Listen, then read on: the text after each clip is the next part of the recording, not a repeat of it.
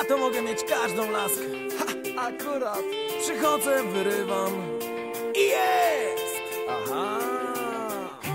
Była piękna, ciepła noc, wtedy to poznałem ją. Miała włosy blond i tak zniewalający wzrok. Co za gust, wybrała mnie. Wtedy ja podszedłem i... Hej boy, chcesz mieć mnie całą? Zakręć no, no dalej zakręć no. Pojechaliśmy nad staw, tam pocałowałem ją. Byłem sobą wciąż, choć miała ze 40 lat.